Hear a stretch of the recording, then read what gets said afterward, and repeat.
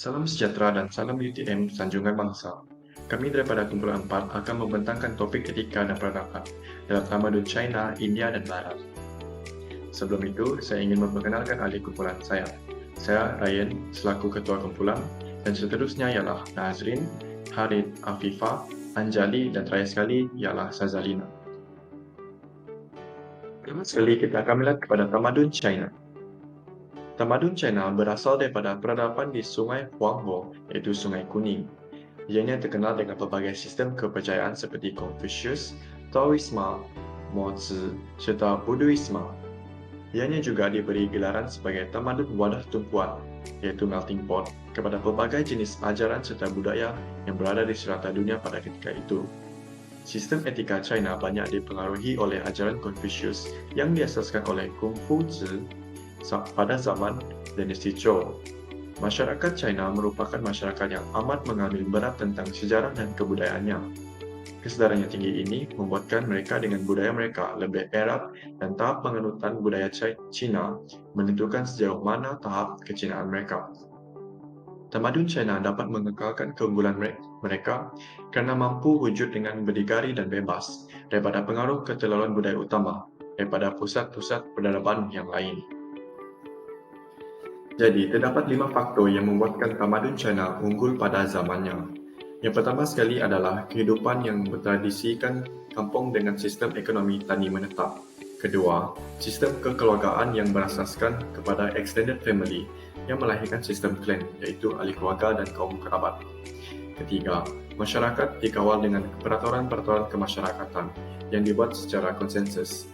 Keempat, pelaksanaan peraturan dalam masyarakat pula dikawal oleh lembaga amalan dan kepimpinan yang kukuh. Kelima, penghormatan kepada tradisi dan budaya mereka, budaya asal mereka. Selamat sejahtera, nama saya ialah Angelia Nampupo Mayandi dan nombor matrik saya ialah A22BS0008. Saya akan menerangkan tentang etika di dalam citra semester masyarakat Cina.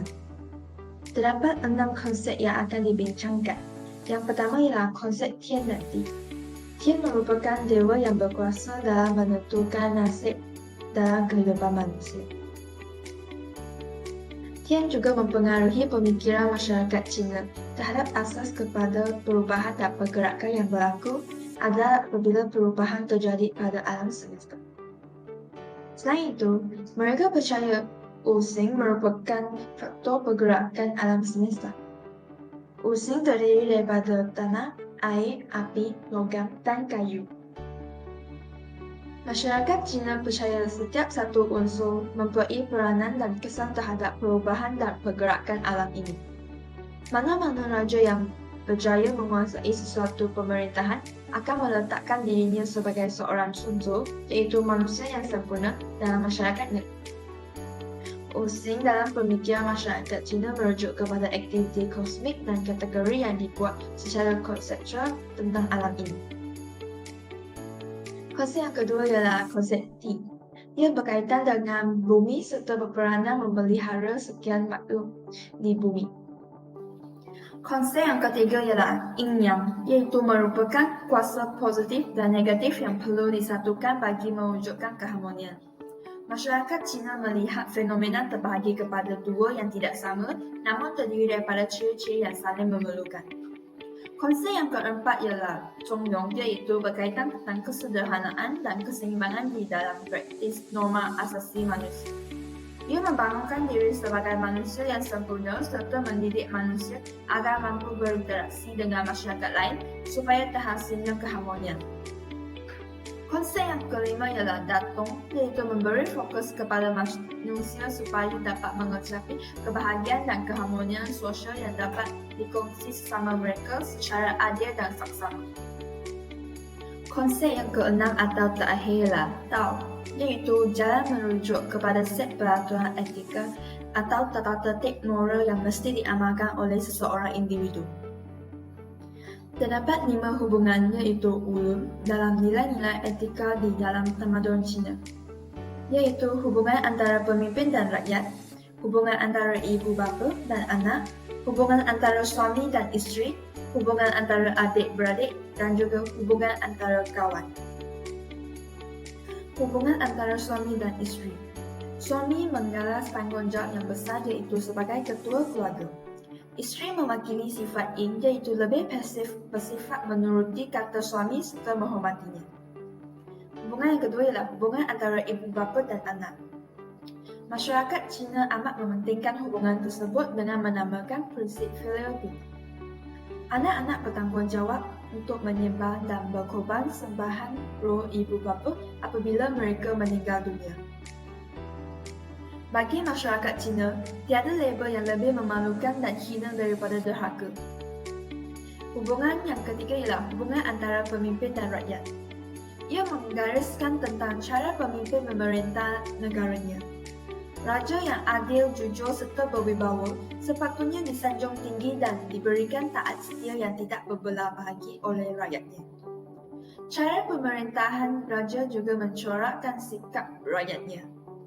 Prinsip-prinsip di dalam hubungan ini dijadikan rujukan bagi golongan aristokrat kerana kejituan ajarannya yang disokong oleh nukilan sejarah.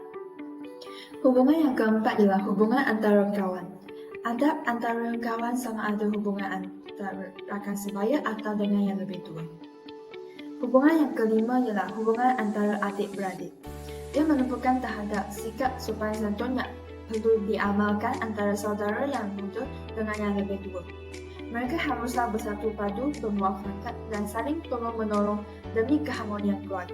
Seterusnya, kita akan melihat kepada 5 sifat mulia, iaitu Wu Chang. Yang pertama sekali adalah Ren, iaitu peri kemanusiaan. Ianya merupakan dasar kepada setiap hubungan sesama manusia. Orang yang tidak mementingkan diri sendiri dan menghulurkan bantuan kepada orang lain. Sanggup berkorban untuk menjadikan hidup lebih bermakna. Yang kedua adalah Li, iaitu kesopanan ataupun kesusilaan. Ianya merangkumi aspek ritual ataupun pelaksanaan upacara-upacara, serta set-set nilai yang merupakan panduan untuk tata tertib yang betul. Ini juga memperlengkapkan personaliti seseorang individu kerana ia mengawal, menghias serta mencantikkan pribadi seseorang itu dengan aturan kesopanan. Ketiga adalah Ci, iaitu kebijaksanaan, yang merujuk kepada kebolehan individu membuat keputusan untuk bertindak, bersikap futuristik, mengambil kira kebarangkalian situasi atau impak yang bakal dialaminya daripada tindakannya tersebut.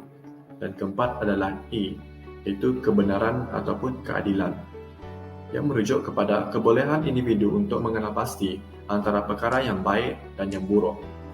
Ianya lebih kepada intuisi manusia untuk melakukan sesuatu yang benar tanpa mempedulikan natijah daripada perbuatan tersebut. Dan terakhir sekali adalah Sin, iaitu layak dipercayai, yang merujuk kepada sifat mulia iaitu sifat yang layak dipercayai oleh orang lain.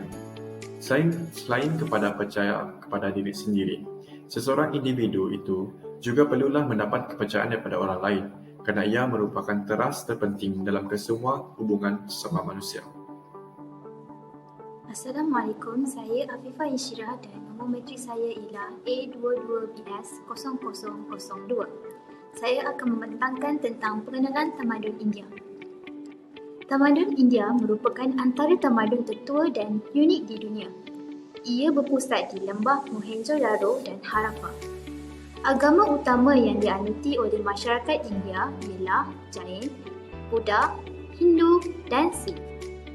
Kebanyakan prinsip dan etika dalam masyarakat tamadun India diambil daripada konsep Dharma, iaitu bermaksud hukum alam semesta.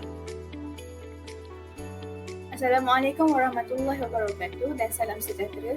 Saya Syazalina dan saya akan menerangkan kitab-kitab sumber etika di dalam citra semesta masyarakat India. Yang pertama ialah Kitab Veda. Kitab Veda merupakan kitab suci utama dan tertua dalam agama Hindu. Ia juga merupakan sumber utama konsep Dharma yang bermaksud tunjang utama. Kitab Veda mempunyai kuasa tertinggi dari kitab-kitab lain dan merupakan satu siri teks suci bahasa Sanskrit. Seterusnya ialah Manusmriti. Manusmriti juga dikenali Undang-Undang Manu.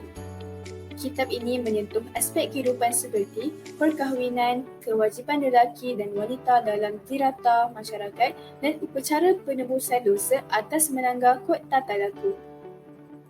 Yang ketiga ialah Kitab Ramayana.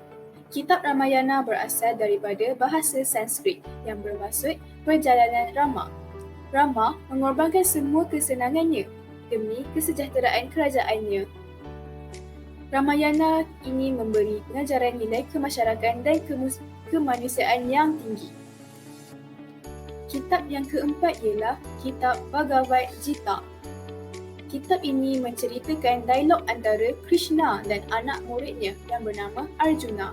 Kitab ini mengandungi 700 ayat suci yang merupakan kisah epik Mahabharata. Kitab ini juga dikenali sebagai permata kebijaksanaan rohani. Kitab yang seterusnya ialah Kitab Kama Sutra. Ia menceritakan bagaimana menjaga nafsu, membuang ego, menahan diri dan membincangkan sifat cinta, kehidupan keluarga dan beberapa aspek kehidupan dan fitrah manusia. Seterusnya ialah Dhammapada. Dhammapada merupakan koleksi ayat-ayat ajaran agama Buddha. Ia mengandungi kebenaran dalam kurungan Dhamma iaitu nasihat. Dhammapada mengajar mengeluarkan diri dari godaan duniawi. Yang terakhir sekali ialah Kitab Jataka. Jataka merupakan kumpulan kisah dongeng yang tidak kurang 547 buah puisi. Ia menyampaikan nilai-nilai pengorbanan diri, moral dan kejujuran. Prinsip utama di dalam etika India iaitu terdapat 3: Dharma, Satya dan Ahimsa. Pertama, dharma merupakan salah satu prinsip utama dalam masyarakat India. Ia menitikberatkan kebahagiaan seluruh kehidupan termasuk haiwan dan tumbuhan. Ia juga mementingkan keharmonian alam yang dikenali sebagai hukum alam semesta. Satya iaitu kebenaran. Konsep Satya menekankan konsep amanah dan kebenaran. Kehidupan seseorang manusia akan menjadi lebih selamat, sejahtera, terhindar dari bencana serta mendapat kebijaksanaan sekiranya berpegang kepada prinsip ini.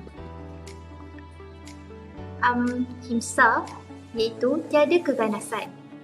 Prinsip yang diamalkan oleh tamadun India yang beragama Hindu dan Jain. Ia juga menekankan konsep belas kasihan dan tiada keganasan atau kecederaan. Konsep ini diaplikasikan kepada manusia, haiwan dan tumbuhan. Selain daripada Dharma, Satya dan Ahimsa, kehidupan masyarakat India juga didasari oleh beberapa prinsip lain seperti Artha, bekerja bagi mencapai kesenangan dan kekayaan dengan mengikuti asas Dharma iaitu membantu golongan miskin dan memberikan. Kama, menyayangi dan kepuasan dalam menikmati harta benda tetapi digunakan untuk kebaikan. Lidu, kesempurnaan rohani iaitu membebaskan diri daripada duniawi. Seterusnya, 4.7 saya akan menerangkan nilai etika dalam masyarakat India. Yang pertama ialah mengangkat darjat wanita. Di dalam masyarakat India, mereka amat menekankan konsep menjaga harga diri dan maruah seseorang wanita. Seterusnya, menghormati orang tua. Ibu bapa dianggap sebagai tuhan fizikal dalam masyarakat India yang dikenali sebagai konsep Annayum Tamayum Munari Tiba. Ini juga dapat dilihat melalui mereka memerlukan anak-anak untuk sujud di kaki ibu bapa mereka untuk mendapat restu setiap hari setelah bangun daripada tidur. Seterusnya ialah meraihkan tetamu. Atiti Devo Bhava berasal daripada bahasa Sanskrit. Ia membawa maksud tetamu itu bersamaan dengan Tuhan. Masyarakat India akan menyambut tetamu dengan penuh hormat dan memberikan sepenuh perhatian kepada tetamu mereka. Nilai yang keempat ialah hidup bermaruah dan kenal malu. Masyarakat India menjaga maruah dengan mengawal diri mereka daripada ego dan godaan duniawi. Konsep ini diamalkan oleh masyarakat India dengan berpuasa atau dikenali sebagai Vratsa atau Upvas. Nilai etika masyarakat India yang terakhir ialah menjaga kebersihan. Masyarakat India amat mementingkan nilai kebersihan, termasuklah kebersihan luaran dan dalaman. Sekiranya nilai ini dipraktikkan dalam kehidupan, martabat bijaksana atau hikmah akan dicapai sekiranya dipraktikkan. Jadi yang terakhir sekali adalah tamadun barat. Pertama sekali dalam tamadun barat adalah Yunani kuno ataupun Greek klasikal. Ianya merupakan tempat lahirnya nilai dan etika tamadun barat, di mana falsafah etika telah wujud dan berkembang pada beratus-ratus abad sebelum kelahiran agama Kristian. Falsafah klasik ataupun antiquity ini terus berkembang ke pusat pengajian Kristian seperti Rom, Syria, dan Alexandria. Manakala aliran pemikiran seperti Stoikisme, Epikurisme, dan Neoplatoisme wujud selepas era antiquity iaitu era Hellenistik. Perkembangan ilmu falsafah pada abad ke-7 sebelum Masehi memperlihatkan banyak nilai etika diterapkan dalam nasihat-nasihat Plato, Aristoteles, dan Pythagoras. Pertama sekali adalah tahap aliran pemikiran Pythagoras. Pertamanya, konsep keabadian roh. Roh akan terus hidup tetapi kembali ke dalam jasad yang lain, sama ada manusia maupun binatang. Idea ini berkaitan dengan persoalan akhlak apabila dikaitkan dengan konsep baik dan buruk. Roh yang baik akan hidup dalam jasad yang baik, manakala roh yang jahat akan menjelma ke dalam jasad yang jahat. Di samping itu, teori pertentangan juga dipopularkan di mana had dan tidak ada had dianggap sebagai pasangan utama. Perkara yang ada had dianggap sebagai baik dan rasional, manakala perkara yang tidak ada had dianggap tidak baik dan tidak rasional. Aliran pemikiran ini juga turut mengatakan bahawa konsep kesederhanaan merupakan titik pertengahan di antara dua perkara ekstrim. Seterusnya adalah tahap pemikiran Sokrates dan Plato. Sokrates dianggap sebagai bapa kepada ilmu etika Yunani. Menurut Sokrates, kebaikan adalah ilmu. Ilmu bermakna pengetahuan tentang konsep sesuatu dalam bentuknya yang objektif dan juga bebas daripada penilaian individu. Sokrates mendakwa bahawa banyak orang bercakap tentang kebaikan, keburukan, keadilan, kebahagiaan, kesederhanaan, dan sebagainya, tetapi tidak arif tentang makna sebenar perkara itu. Sokrates juga menambah seseorang yang berilmu tidak akan melakukan kesalahan. Semua kesalahan yang dilakukan manusia berpunca daripada kejahilan dan kepincangan daripada intelek mereka. Namun begitu, ilmu berperanan menarik manusia untuk melakukan kebaikan. Wujud juga faktor lain yang menjadi penyebab manusia menjadi baik. Dalam realiti kehidupan, banyak faktor lain yang mempengaruhi akhlak manusia. Antaranya ialah kebebasan, tanggungjawab, emosi, nafsu, niat, undang-undang, adat, agama, dan lain-lain. Plato menguasai hampir keseluruhan pemikiran Greek sebelum dan semasa zaman beliau. Yang terakhir sekali adalah tahap pemikiran Aristoteles. Aristoteles telah dilahirkan pada tahun 384 sebelum Masehi di Stagirus. Beliau seorang penulis dan telah terkenal dalam pelbagai bidang ilmu, pengetahuan termasuk logik, metafizik, fizik, etika, politik, retorik, astronomi, biologi, zoologi, dan lain-lain. Nicomachean Ethics dan Eudemian Ethics adalah karya besar dalam bidang ilmu etika yang dihasilkan daripada Aristoteles. Menurut beliau, etika berasal daripada perkataan custom, iaitu adat ataupun kebiasaan. Kerana ia adalah hasil daripada proses membiasakan diri dalam melakukan sesuatu kebaikan seperti adil, berani dan dermawan, sehingga kebaikan menjadi akhlak kepada seseorang. Etika dalam jiwa manusia wujud kepada dua jiwa, iaitu jiwa rasional dan jiwa tidak rasional. Dalam jiwa rasional terjana kebijaksanaan, falsafah, kemahuan untuk belajar, ingatan dan sebagainya. Manakala yang tidak rasional, jiwa yang tidak rasional pula terdapat pelbagai kebaikan moral seperti kesederhanaan, keadilan, keberanian dan lain-lain akhlak yang mulia. Menurut Aristoteles, terdapat 3 unsur penting dalam jiwa iaitu perasaan, kudrat, dan kadar jiwa. Assalamualaikum dan selamat pagi. Yang lain kita akan sambung semula kepada aliran yang cukup viral pada era Hellenistik, zaman Hellenistik. Jadi pada zaman Hellenistik berlakunya aliran-aliran yang terbentuk. Contohnya adalah aliran Stoicisme, Epicureanisme dan Neoplatonisme. Tapi dalam buku teks kita akan belajar tentang Stoicisme dan juga Epicureanisme. Jadi kita akan mulakan tentang aliran Stoicisme. Jadi aliran Stoicisme ini telah diasaskan oleh Zeno dan beliau dilahirkan pada tahun 340 sebelum Masihi di mana Kypros dan meninggal dunia di Athens pada tahun 270 sebelum Masihi. Jadi ketika berumur 22 tahun, Zeno telah berhijrah ke Athens dan di sana beliau telah mempelajari ilmu falsafah dan mengasaskan aliran falsafah Stoicisme pada tahun 300 sebelum Masihi. Akibat daripada keruntuhan kerajaan Greek, pemikir aliran Stoicisme berpendapat bahawa harapan untuk membentuk kembali norma moral masyarakat Greek adalah sangat sukar. Jadi mereka lebih memfokuskan kepada usaha-usaha untuk mendidik seseorang supaya menjaga kesejahteraan diri masing-masing. Jadi untuk tujuan tersebut, aliran Stoicisme aliran Stoicisme mendakwa bahawa kebaikan dan keburukan adalah terletak kepada penilaian seseorang individu. Jadi orang lain boleh buat apa sahaja kepada kita. Mereka boleh maki hamun, menghina ataupun memukul kita. Tapi semua perbuatan tersebut tidak akan menghilangkan sebarang kesan buruk kepada kita. Seandainya kita mengambil sikap tidak peduli, iaitu indifferent terhadapnya. Mereka mendakwa bahawa kebaikan virtu sebenarnya ada di dalam will, iaitu kehendak atau kemahuan seseorang. Jika seseorang mempunyai will yang baik, seseorang itu tidak akan terkesan oleh sebarang faktor luaran. Seseorang itu akan menjadi orang yang bebas, a free man, kerana tidak lagi dapat dipengaruhi oleh apa-apa perkara sama ada baik maupun buruk yang berlaku di luar dirinya. Baiklah, seterusnya adalah aliran Epicureanisme.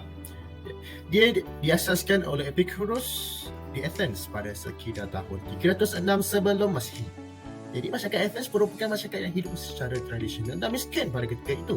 Jadi disebabkan itu, roti dan air menjadi makanan utama bagi kebanyakan penduduk Athens pada waktu itu. Epicurus tidak dapat hidup mewah, justru beliau mendakwa bahawa kelazatan adalah kebaikan. Aliran ini menekankan mencari kebahagiaan, kesenangan dan bersukaria, mencari kelazatan hidup. Sebab itulah sekolah Epicurus juga dikenali sebagai sekolah hedonisme, iaitu pentingkan hiburan semata-mata untuk hidup.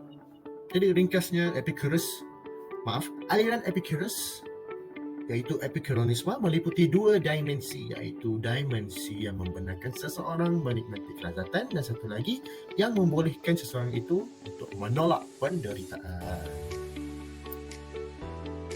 Bismillahirrahmanirrahim. Assalamualaikum warahmatullahi wabarakatuh. Nama saya Muhammad Adnan Syam bin Muhammad Zaki. Nombor metrik saya A22BS0070. Seterusnya kita beralih kepada sistem etika Kristian. Menurut Bertrand Russell, agama Kristian terbina kepada 3 elemen penting, iaitu pertama, kepercayaan falsafah yang diambil kebanyakannya daripada idea-idea Plato, Neoplatonism dan Stoicism. Mazhab Katolik pula lebih berpihak kepada tradisi gereja. Bible pula menjadi sumber rujukan yang utama bagi kebanyakan mazhab Kristian, terutamanya kepada mazhab Protestan. Antara aspek etika yang diberi perhatian termasuklah isu-isu ritual seperti baptism, iaitu upacara merenjis atau membasahkan seseorang dengan air sebagai tanda dia sudah menjadi ahli gereja Kristian. Selain itu, Yesus Kristus iaitu sebagai Nabi yang menyampaikan petunjuk dari Tuhan kepada manusia. Seterusnya, kita beralih kepada nilai etika dalam tamadun Barat. Konsep ariti yang bermaksud virtual, kebaikan atau budiman adalah asas kepada kehidupan masyarakat Greek. Asas-asas perbincangan falsafah oleh Aristotle dan Plato juga membincangkan interaksi manusia dan alam secara tidak langsung menyentuh sifat budiman seseorang insan.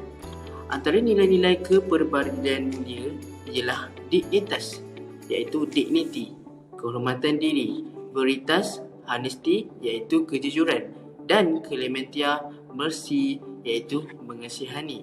Sementara itu, pemimpin masyarakat perlulah menghayati beberapa nilai seperti Awikita, fairness iaitu kesaksamaan, Justitia, justice, keadilan, Libertas, freedom iaitu kebebasan. Oleh yang demikian, kita dapati bahawa dalam tamadun barat memberi penekanan terhadap nilai dan etika dalam masyarakatnya. Walau bagaimanapun, kemajuan dan kemerosotan tamadun barat berkait rapat dengan isu pematuhan nilai etika mereka. Itu saja daripada saya. Sekian.